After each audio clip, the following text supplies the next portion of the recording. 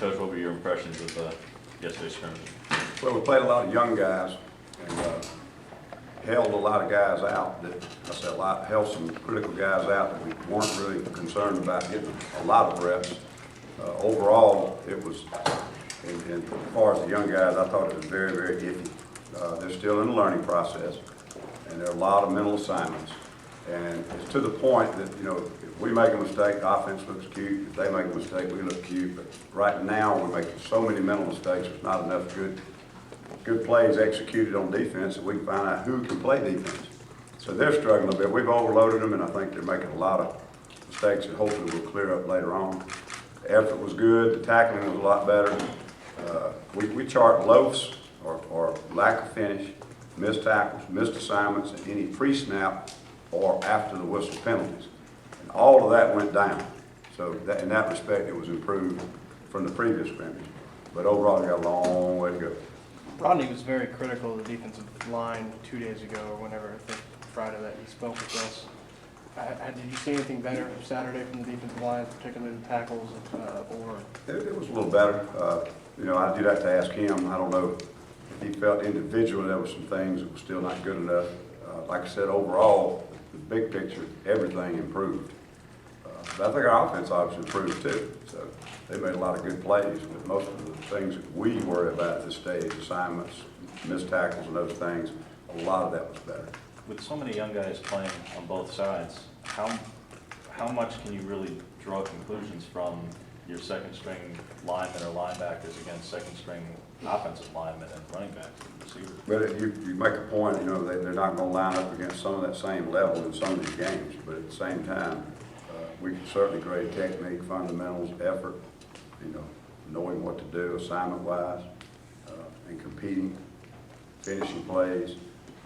Where they lined up against the best player they're going to see this year, I doubt that, but, you know, sometimes they work. Also, you talked about today's practice, what you guys focused on? The main emphasis as far as situation was second and long, and then we were going to do a backed up situation, but we got late with practice because and had to rush for fan day. We didn't get to that one. We'll hit that one later. We just focused defensively. We put so much in the first 4 days. There are things that we have not repped in 4 days. You know, we put them in, we move on to the next thing, put them in, move on to the next thing. So we tried to go back today and rep some of the packages that we worked on the first 2 days and hadn't had any work lately. Ellis, has the linebacker situation cleared up any? I don't know if it's much different than the last time we talked. I feel like Jake Holland has had 2 really good scrimmages. Everybody else has been inconsistent. He's certainly right now got an edge on that starting spot. But it's still a very good competition between him and Chris.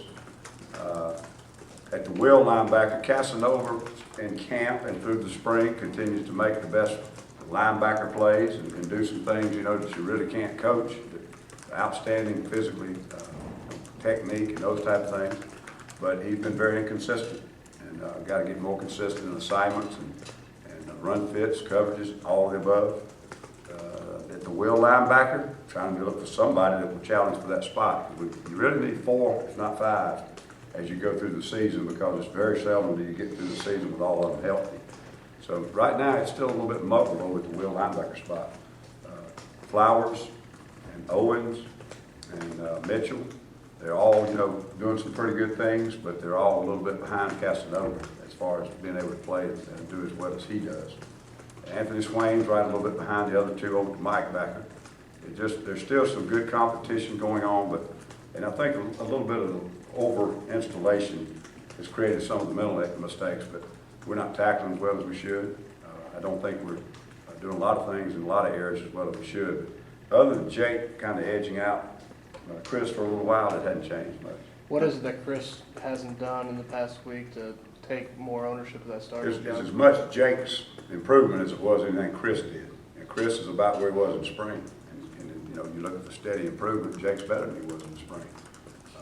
He's making plays. He's the most consistent linebacker I got, but he's also making tackles and got pick, and he's done a lot of good things. Were Chris and Casanova practicing a lot yesterday at the scrimmage? Casanova didn't get much at all. I try and work those other will linebackers. Chris got about an average number. He got a little over 20. Anybody else other than Jake have a good scrimmage yesterday? Who was that? Anybody else other than Jake have a good scrimmage on Uh, You know, White is always good. You know, he's been consistent from day one. We pulled him out a little bit early. Didn't let the two starting corners go. We thought Cameron Melton, for his first time, to have to step out there and be the guy. He did some really good things early. He gave up some plays as the scrimmage went along. He gave up some big plays, but he really had improved, and I thought had a good beginning on scrimmage. The two ends, Elijah and Carl, continue to show that they're capable of mixing it up on this level. They're misfitting a lot of runs and haven't come up with a lot of big plays yet, but they physically are playing very well and holding their own in the box. So I think they're coming along well enough that we're going to be able to play those guys sometimes and hopefully early. Get a status update on Justin Garrett. Heard he was having a walking boot. Yeah, he's got I don't know if he got stepped on or got kicked, so they're evaluating that now. Don't know anything in detail about it. He obviously didn't practice today, but don't know anything about the seriousness of the time frame. So you don't know if that's some for the long term, short term? No idea. He could not push off of it at the scrimmage, so we pulled him out real early. Was he was 100% going into the scrimmage? Oh, yeah. Okay. Well, he had that little knee bruise the other day. Yeah. And so he missed a practice about 5 days ago, but that was just about back to full speed. But this is the other foot, it's opposite. I think it's right knee, left foot. Don't hold me to it, it could be the other way around, but it was not the same leg. But we just got to get it evaluated and see what the deal is. It could be a long-term deal, or it could be. I don't have any idea. Okay. Yeah. So we had to pull him off the field yesterday. Threezy was the primary star then yesterday. He played most of the reps, and we took the opportunity. You know, the good thing when you have one of the older players out is that you get a lot of good practice time with those young guys. And sometimes the action out there looks pretty ragged, but the fact of the matter is right now it's about getting individual players better and better, and hopefully having some that can help us play on Saturday. And as a result, McKenzie Alexander McEnroe Alexander got quite a few reps too, and he struggled. He made some really bad mistakes, but he made a couple of good tackles and plays on the ball, so it was good that he got a shot to get in there too. If it's anything significant with Justin, how big of a setback is that for your defense as a whole? Well, I don't know. I don't want to get into hypothetical. You know, he's had a great camp, he had a great spring. We obviously know he's one of our impact players. I mean, I don't think any team in the country can lose an impact player and not have some issues. Who plays behind Threezy at this point? Who's the third? McEnroe. Okay. Coach, I know you're not in charge of the offense, but if you could tell me which quarterbacks are giving your defense the biggest run for its money, which one? Well, they all are. I'm not going to get into evaluating them individually because that's not my responsibility. But they've all improved and they're all getting a better feel in the scheme. And like in spring, we would have things poorly executed on defense and there'd be a play there to be made and it wasn't being made. Now, if we mess up, if there's something there, these quarterbacks are doing such a good job of executing. And if there's an open receiver, they're hitting them. If there's a read on the option, they're making a great read. Some of them have some good runs. Just the overall play, I think, is elevated. I don't know who's ahead of who, but the overall performance of the quarterback group is really much better than the spring. Probably competition makes that so. When you talk about over-installation, you brought that up before. Obviously, that's a tactic you're using. What do you hope to get out of that? What's your goal? Well, and when I say over-installation, it isn't for the coaches, but it is for young players. And when they make you go without pads for the first few days, there's only so much fundamentals you can work. And you can't go out there and bang on each other. You can't tackle. You can't get off blocks. What do you do defensively?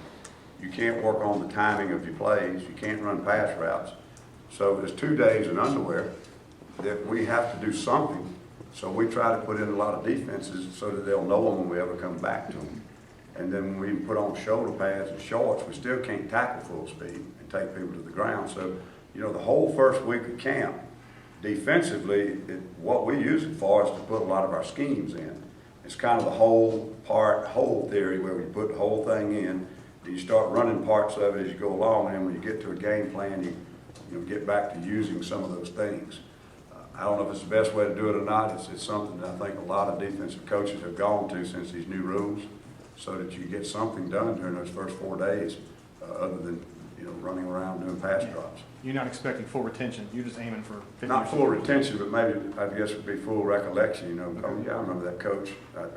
You probably call it. He might be a little fuzzy, but he said, yeah, I remember going over that now. try to, give it to them and expose them to it, and come back later at a point where you got more time and polish it up.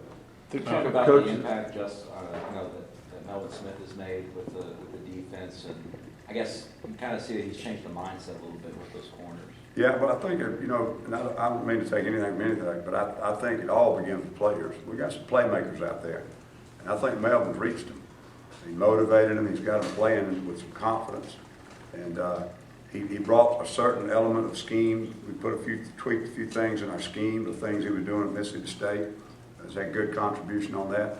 But the corners, I think, are capable players who just needed to have it brought out, and I think he's coached them and motivated them and given them some of the techniques and the things that he teaches from a fundamental standpoint. That's helped them. Plus, I think he's really gotten their confidence level and their ability to make plays. They got a little ability to have that confidence they can make a play on the ball.